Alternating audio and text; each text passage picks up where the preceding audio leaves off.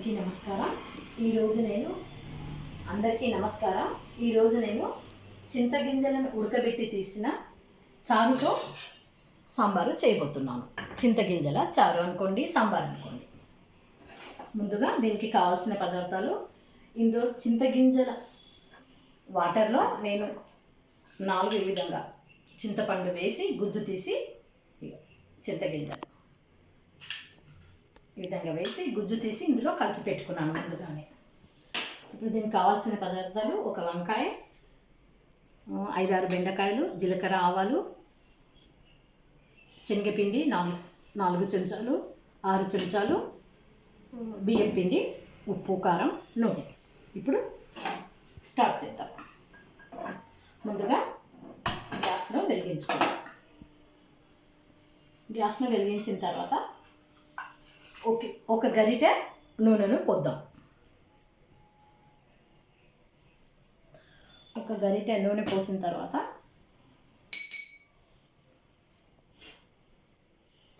ఇందులోనే జీలకర్ర, ఆవాలను 2 కలిపి 1 చెంచాడు వేసుకుందాం.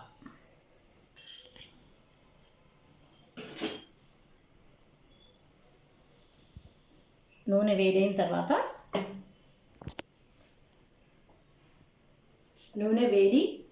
వేడి అయిన తర్వాత వంకాయ ముక్కలను వేసుకుందాం. ఈ ముక్కుడు మందంగా ఉంది కనుక కొంచెం నూనె వేడి కావడానికి కొంచెం టైం పడుతుంది.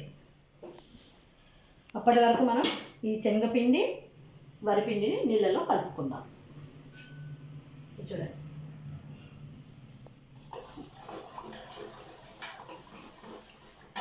ఇలా రెండింటిని కలుపుకుందాం. నూనె వేడయ్యేంత వరకు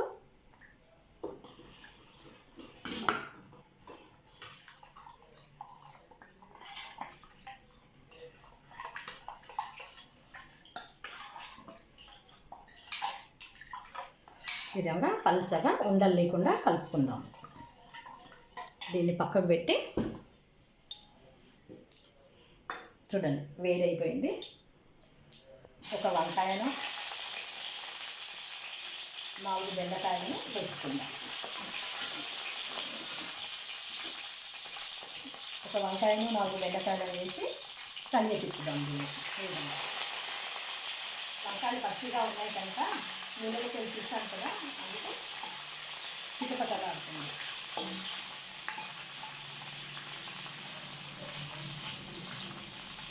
కొంచెం వంకాయను మాగనిద్దాం. ఇందులోనే 1 చెంచాడు పసుపు వేసుకుందాం.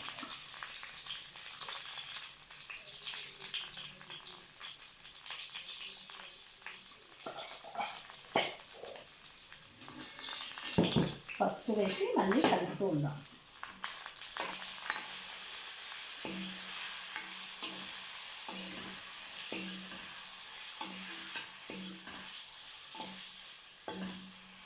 ఈ విధంగా చూడండి, వంకాయ మాగిపోయింది. చూడండి,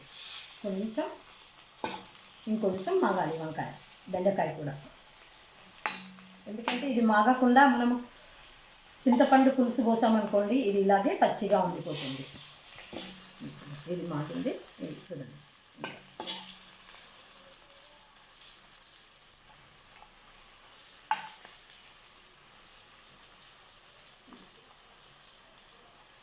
ఈ విధంగా కలుపుతూ ఉందాం.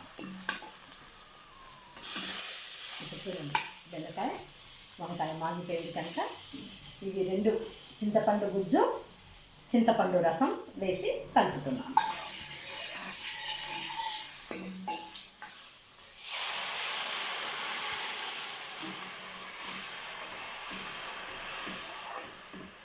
ఈ విధంగా కలుపుతూ ఉందాం చిక్కబడేంత. తర్వాత ఇందులో చెంచాన్నర ఉప్పు వేసుకుందాం. చెంచాన్నర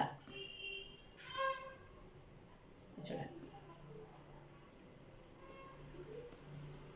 చెంచాన్నర ఉప్పు వేసి కలుపుకుందాం.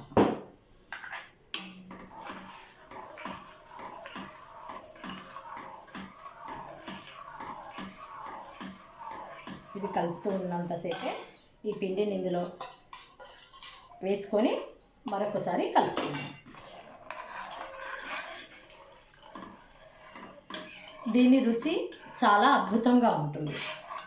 అంటే ఏంటి, చింతగింజల చారు కూడా ఉందా అనుకుంటున్నారా? కానీ ఇది టేస్ట్ చాలా బాగుంటుంది. నరాల నొప్పిని తగ్గిస్తుంది. ఇది ఆరోగ్యమైన రెసిపీ. ఇప్పుడు ఇందులో 1 చెంచా ధనియా పౌడర్ వేస్తున్నాను. ధనియా పౌడర్ వేసి కలుపుకుందాం. కొంచెం శనగపిండి ఉడికేంత వరకు కలుపుకుందాం.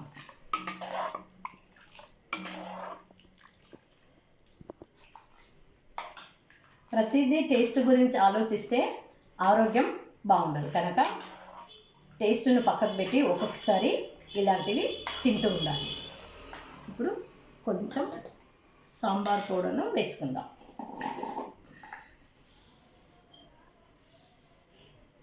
ఇంట్లో చేసిన సాంబార్ పౌడర్ చెంచన్నర వేస్తున్నాను.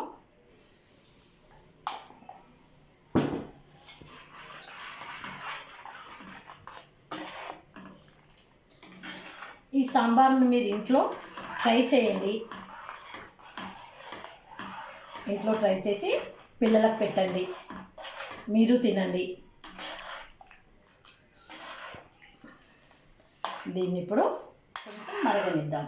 మరిగేంత వరకు నేను ఒకటి మీకు చూపెడతాను. కొత్తిమీర వేసి మరగనిద్దాము.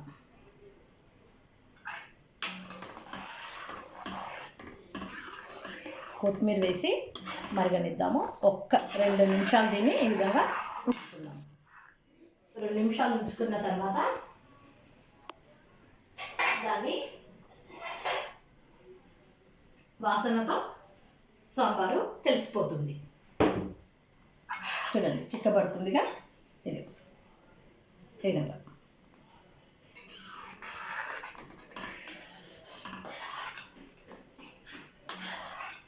మీకు చింతపులుసు తక్కువగా అనిపిస్తే కొంచెం నిమ్మకాయను పిండుకోండి.